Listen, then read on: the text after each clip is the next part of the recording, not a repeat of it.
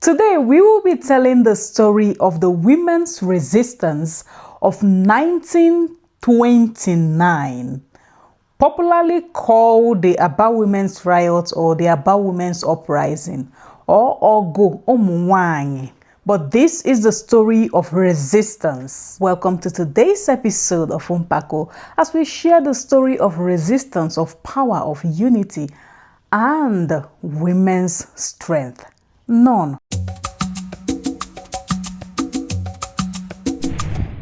The story of a powerful group of women who made history in 1929 stands as a significant anti-colonial uprising led by women in British colony of Nigeria. The movement was primarily concentrated in the colonial administrative regions of Owerri and Calabar provinces, encompassing areas that are today part of Abia, Imo, Akwa Ibom, and Cross River states. Under the British colonial rule, the system of indirect governance was implemented, appointing warrant chiefs to administer indigenous affairs. This disrupted the traditional governance or leadership structures, particularly in Igbo and Ibibio societies, where leadership are more decentralized and inclusive. During those earlier days,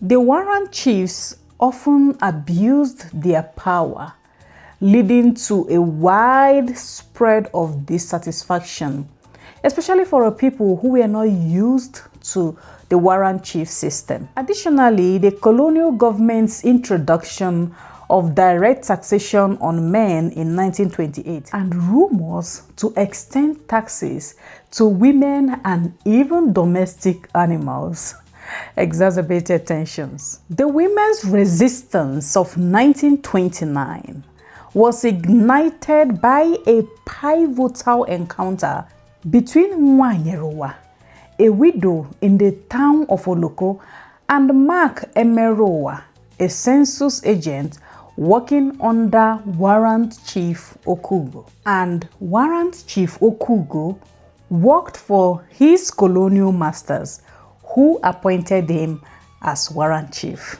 Oloko is a town within the Bende division of Owerri province at the time. Let's get back to the story.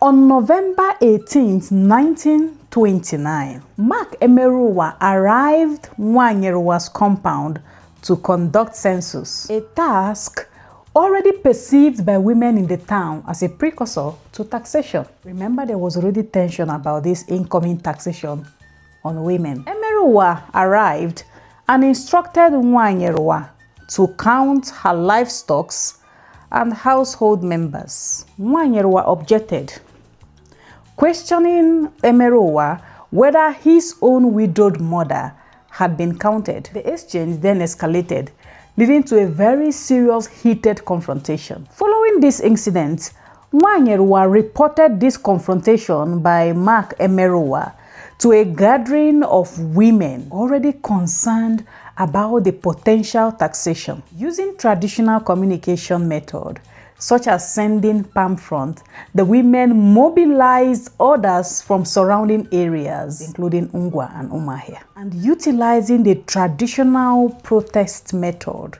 known as sitting on men, which involved gathering at a man's compound to sing, chant, dance, and publicly criticize him. Within days, this collective action culminated in a large-scale protest against the warrant chiefs and colonial authorities. Soon, it became a decentralized mass resistance movement led by thousands of women across 6,000 square miles, including areas like Bende, Umuahia, Ngwa, Owerri, Ikotekpene, Calabar, Opobo, and many other surrounding towns. Aba, being a major colonial headquarters at the time and commercial hub, became a focal point for this movement. The women singing and chanting marched to Aba and other key administrative towns. To directly confront the British colonial authorities and make their demands known, they protested the imposition of warrant chiefs, demanding immediate removal of corrupt warrant chiefs, opposed the proposed taxation on women, demanded justice for the insult and abuse of women's rights, and demanded colonial accountability. But the British colonial authorities instead responded with force, deploying troops to suppress the protest with brutal force. Tragically, over 50 women were killed and hundreds injured. The severity of the crackdown drew international attention and criticism. The British were shocked by the scale of the uprising. Over 10,000 women from multiple provinces were mobilized. The numbers kept growing. Many women were arrested, detained, intimidated to discourage further escalation. The colonial government then imposed curfews, banned mass gatherings, and increased police patrols. Administrative structures were tightened to regain colonial authority. The women, quickly realizing that further confrontation would lead to more bloodshed, many had to return home to mourn the dead and support the injured comrades. But this wasn't surrender. They continued to speak out in their different towns, just not in mass protests, refusing and resisting the idea of taxation on women, not even talking about domestic animals. And they continued to challenge many aspects of the British colonial exercises that was not acceptable by the women. This led the British to launch a commission of inquiry in January of 1930 to investigate the cause of the uprising. And the findings acknowledged that the system of warrant chiefs was deeply unpopular, and the excesses of some newly appointed warrant chiefs was acknowledged, as some were removed and reprimanded. That the taxation policies were insensitive and the idea of taxes was shelved. That the colonial administrators failed to understand the role of women in Igbo and Ibibio societies, and this led to reforms. Notably, they tried to acknowledge the role of women in local governance, and some women were appointed into the native courts, marking a significant shift in the colonial administrative policies at the time. Some key figures are Nwanyerụwa, the widow from Oloko, whom it all started with. Colonial, a respected leader from Oloko who mobilized women across neighboring towns.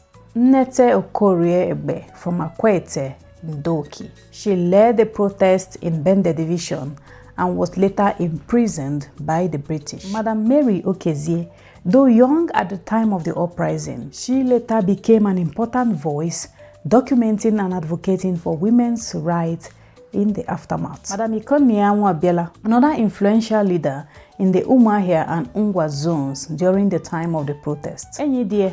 She testified and shed light on the women's perspective during the time of the inquiries. And some of the colonial figures was Mark Emerowa, the census agent whose encounter with Nwanyerụwa triggered the protest. Captain Hale, a British officer during the unrest in Bende. His reports shaped the British actions. Captain J.P. Cook, the assistant British officer who played significant roles during the events leading to the protests, and Major G.C. Lloyd, British colonial officer who led part of the inquiry into the rebellion. The Aba or Loko women's uprising has remained a significant event in the British colonial times of Africa and has continued to inspire and motivate women across the world. My respect to them. And this is where I will bring it to a close today on today's episode of Mpàkó, and I hope you enjoyed this story. If you are a young woman, a young lady who is battling to speak out on anything, go and listen to the Oloko Oba Women's Uprising story. It is a story of real empowerment. My name is Amarachi Atama Ugu, and I will see you again on another episode of Mpàkó. Ndewo.